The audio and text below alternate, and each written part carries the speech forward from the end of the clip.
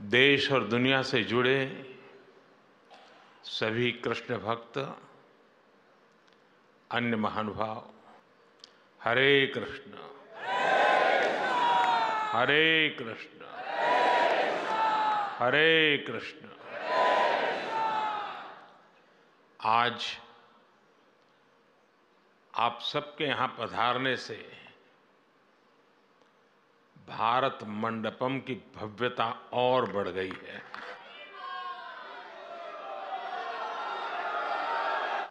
आज श्रील भक्ति सिद्धांत सरस्वती गोस्वामी प्रभुपाद जी की 150वीं जयंती के अवसर पर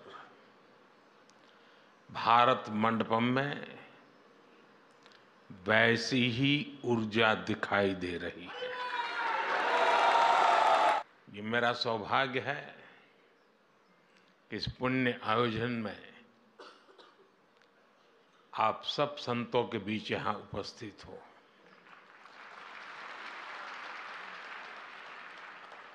और मैं अपना सौभाग्य मानता हूं कि आप में से बहुत कई संतों के साथ मेरा निकट संपर्क रहा है। मुझे अनेक बार आप सबका सानिध्य मिला है। मैं कृष्णम वंदे जगद्गुरुम की भावना से भगवान के श्री चरणों में प्रणाम करता हूं। मैं श्रील भक्ति सिद्धांत प्रभुपाद जी को श्रद्धापूर्वक नमन करते हुए उन्हें आदरांजलि देता हूं, श्रद्धापूर्वक नमन करता हूं। मैं प्रभुपाद के सभी के अनुयायियों को उनकी 150वीं जन्म जयंती की हृदय से बहुत बहुत शुभकामनाएं देता हूं। आज इस अवसर पर मुझे श्रील प्रभुपाद जी की स्मृति में पोस्टल स्टैंप और स्मारक सिक्का जारी करने का सौभाग्य भी मिला और मैं इसके लिए भी आप सभी को बधाई देता हूं। पूज्य संतगण, प्रभुपाद गोस्वामी जी की 150वीं जयंती हम ऐसे समय मना रहे हैं जब कुछ ही दिन पहले भव्य राम मंदिर का सैकड़ों साल पुराना सपना पूरा हुआ है। आज आपके चेहरों पर जो उल्लास, जो उत्साह दिखाई दे रहा है, मुझे विश्वास है इसमें रामलला के विराजमान होने की खुशी भी शामिल है।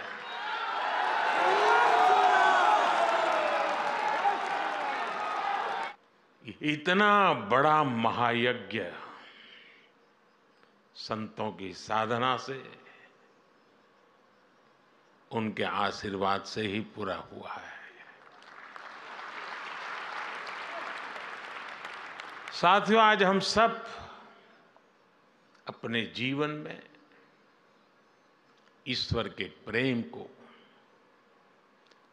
कृष्ण लीलाओं को और भक्ति के तत्व को इतनी सहजता से समझते हैं। इस युग में इसके पीछे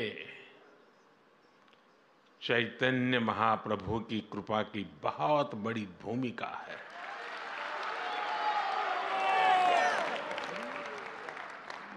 चैतन्य महाप्रभु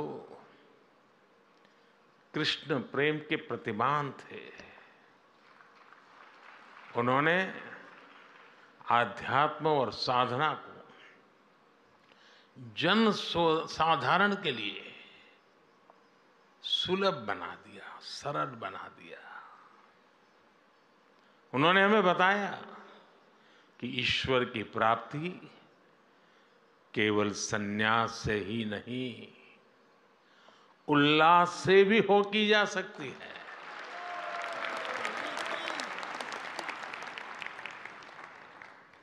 और मैं अपना अनुभव बताता हूं। मैं इस परंपराओं में पला बढ़ा इंसान हूं।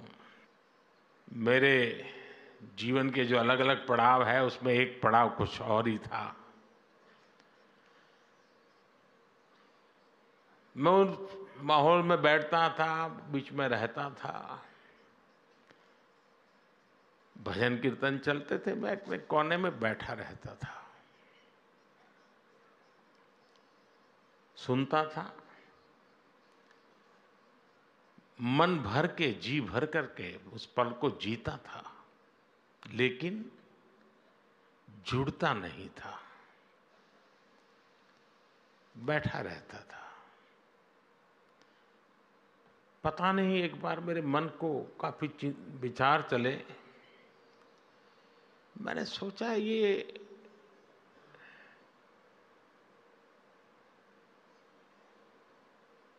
दूरी किस चीज की है? वो क्या है जो मुझे रोक रहा है? जीता तो हूं, जुड़ता नहीं हूं। और उसके बाद जब मैं भजन कीर्तन में बैठने लगा तो खुद भी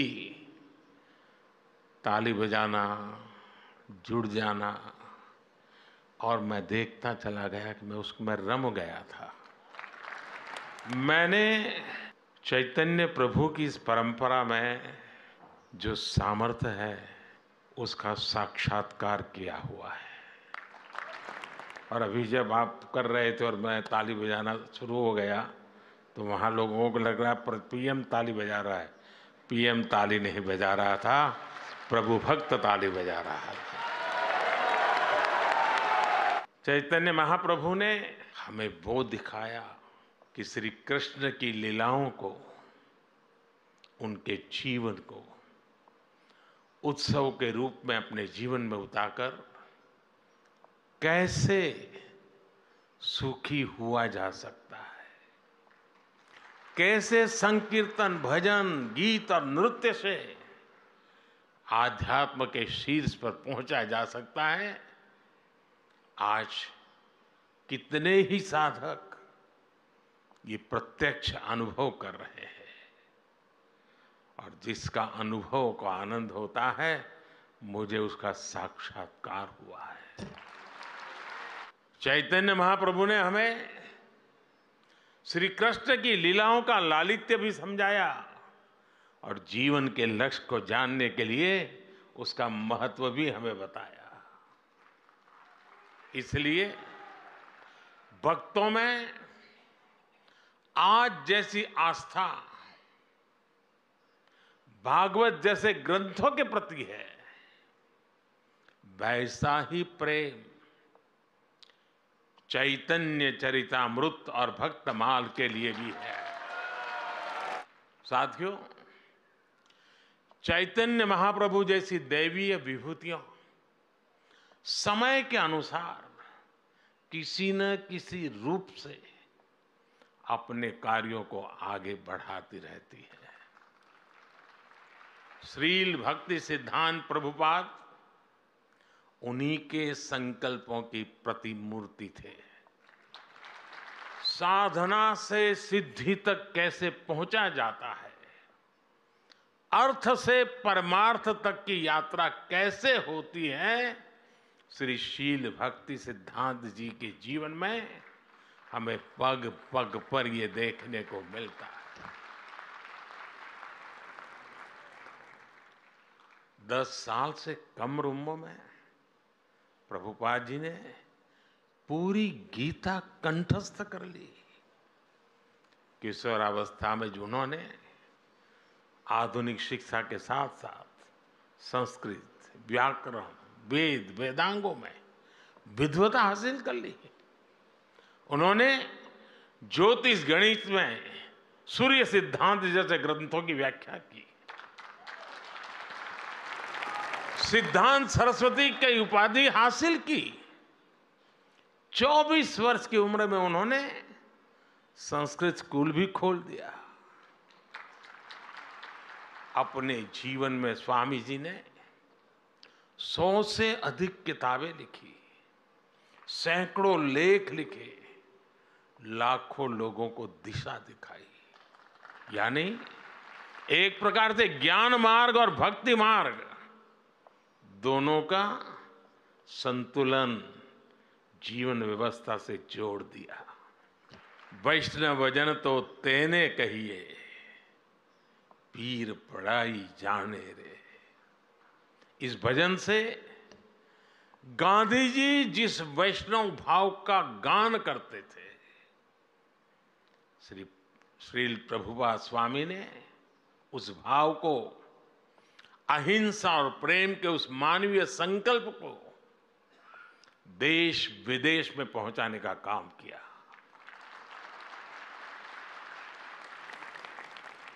साथियों, मेरा जन्म तो गुजरात में हुआ है। गुजरात की पहचान ही है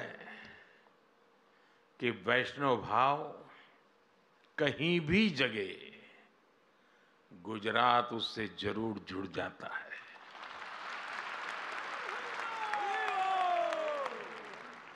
खुद भगवान कृष्ण मथुरा में अवतरित होते हैं, लेकिन अपनी लीलाओं का विस्तार देने के लिए वो द्वारिका आते हैं। मीराबाई जैसी महान कृष्ण भक्त राजस्थान में जन्म लेती हैं, लेकिन श्री कृष्ण से एकाकार होने वो गुजरात चली आती है। ऐसे कितने ही वैष्णव संत हैं जिनका गुजरात की धरती से, द्वारिका से विशेष नाता रहा है। गुजरात के संत कवि नरसिंह मेहता, उनकी भी जन्मभूमि है। इसलिए श्री कृष्ण से संबंध, चैतन्य महाप्रभु की परंपरा, ये मेरे लिए जीवन का सहज स्वाभाविक हिस्सा है। साथियों, में 2016 में गौड़ीय मठ के शताब्दी समारोह में आप सबके बीच आया था। उस समय मैंने आपके बीच भारत की आध्यात्मिक चेतना पर विस्तार से बात की थी। कोई समाज जब अपनी जड़ों से दूर जाता है तो वो सबसे पहले अपने सामर्थ्य को भूल जाता है। इसका सबसे बड़ा प्रभाव ये होता है कि जो हमारी खूबी होती है, जो हमारी ताकत होती है, हम उसे ही लेकर हीन भावना का शिकार हो जाते हैं। भारत की परंपरा में, हमारे जीवन में भक्ति जैसा महत्वपूर्ण दर्शन भी इससे अछूता नहीं रहा। यहां बैठे युवा साथी मेरी बात से कनेक्ट कर पाएंगे। जब भक्ति की बात आती है तो कुछ लोग सोचते हैं कि भक्ति, तर्क और आधुनिकता ये विरोधाभासी बातें हैं, लेकिन असल में ईश्वर की भक्ति हमारे ऋषियों का दिया हुआ महान दर्शन है। भक्ति हताशा नहीं, आशा और आत्मविश्वास है। भय भक्ति नहीं, उत्साह है, उमंग है। राग और वैराग्य के बीच में जीवन में चैतन्य का भाव भरने का सामर्थ्य होता है भक्ति में। भक्ति वो है जिसे युद्ध के मैदान में खड़े श्री कृष्ण के गीता के 12वें अध्याय में महान योग बताते हैं, जिसकी ताकत से निराश हो चुके अर्जुन अन्याय के खिलाफ अपना गांडी उठा लेते हैं। इसलिए भक्ति पराभव नहीं, प्रभाव का संकल्प है। लेकिन साथियों, ये विजय हमें दूसरों पर नहीं, ये विजय हमें अपने ऊपर हासिल करनी है। हमें युद्ध भी अपने लिए नहीं, बल्कि धर्म क्षेत्र कुरुक्षेत्र की भावना से मानवता के लिए लड़ना है। और यही भावना हमारी संस्कृति में, हमारी रगों में रची बसी हुई है। इसलिए भारत कभी सीमाओं के विस्तार के लिए दूसरे देशों पर हमला करने नहीं गया। जो लोग इतने महान दर्शन से अपरिचित थे, जो उसे समझे नहीं, उनके वैचारिक हमलों ने कहीं न कहीं हमारे मानस को भी प्रभावित किया।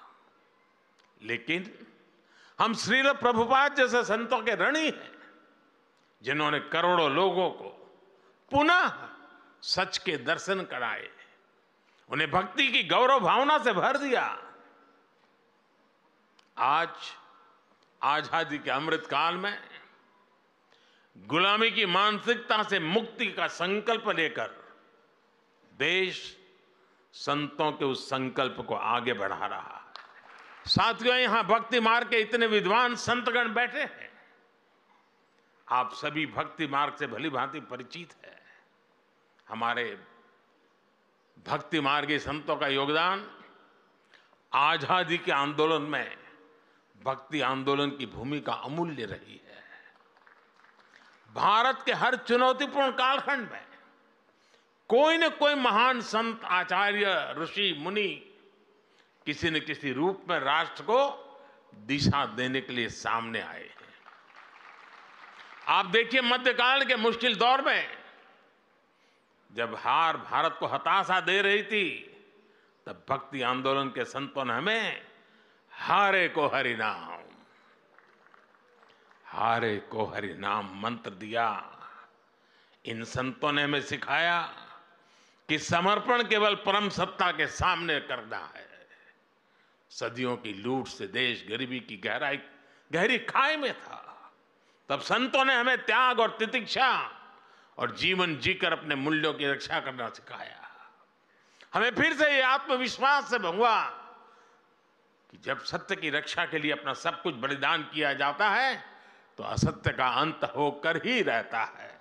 सत्य की ही विजय होती है, सत्यमेव जयते।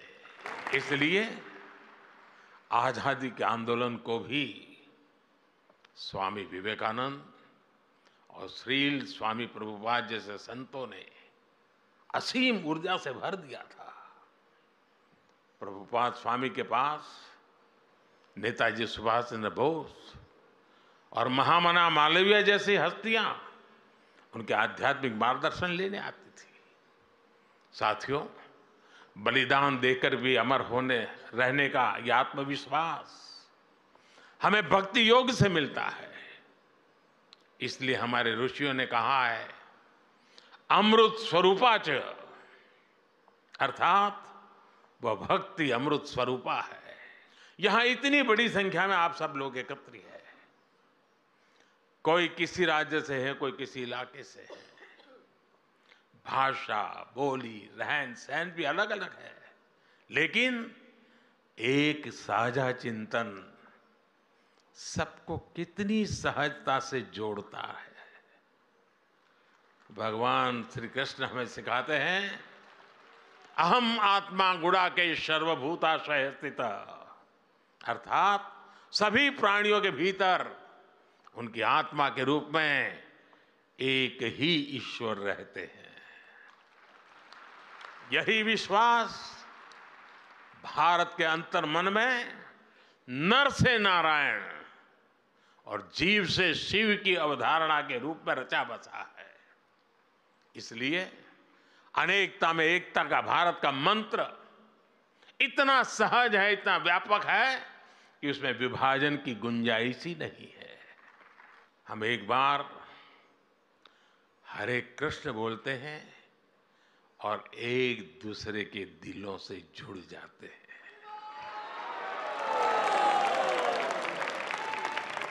इसलिए दुनिया के लिए राष्ट्र एक राजनीतिक अवधारणा हो सकती है, लेकिन भारत के लिए तो एक भारत श्रेष्ठ भारत ये आध्यात्मिक आस्था है। हमारे सामने खुद श्रील भक्ति सिद्धांत गोस्वामी का जीवन भी एक उदाहरण है। प्रभुपाद जी पुरी में जन्मे, उन्होंने दक्षिण के रामानुजाचार्य जी की परंपरा में दीक्षा ली और चैतन्य महाप्रभु की परंपरा को आगे बढ़ाया और अपनी इस आध्यात्मिक यात्रा का केंद्र बनाया बंगाल में स्थापित अपने मठ को। बंगाल की धरती में बात ही कुछ ऐसी है कि वहां से आध्यात्म और बौद्धिकता निरंतर ऊर्जा पाती है। ये बंगाल की ही धरती है जिसने हमें रामकृष्ण परमहंस जैसे संत दिए, स्वामी विवेकानंद जैसे राष्ट्र ऋषि दिए। इस धरती ने श्री अरविंद और गुरुदेव रविंद्रनाथ टैगोर जैसे महापुरुष भी दिए, जिन्होंने संत भाव से राष्ट्रीय आंदोलन को आगे बढ़ाया। यही से राजा राम मोहन राय जैसे समाज सुधारक भी मिले। बंगाल चैतन्य महाप्रभु और प्रभुपाद जैसे उनके अनुयायियों की तो कर्मभूमि रही है। उनके प्रभाव से आज प्रेम और भक्ति की एक वैश्विक मूवमेंट बन गए हैं। आज भारत का युवा बोध और शोध दोनों के साथ में लेकर के चलता है। हमारी नई पीढ़ी अब अपनी संस्कृति को पूरे गर्व से अपने माथे पर धारण करती है। आज का युवा स्पिरिचुअलिटी और स्टार्टअप्स दोनों की अहमियत समझता है, दोनों की काबिलियत रखता है। इसलिए हम देख रहे हैं आज काशी हो या अयोध्या, तीर्थ स्थलों में जाने वालों में बहुत बड़ी संख्या हमारे युवाओं की होती है। देश में वंदे भारत ट्रेन भी दौड़ेगी और वृंदावन मथुरा अयोध्या का कायाकल्प भी होगा।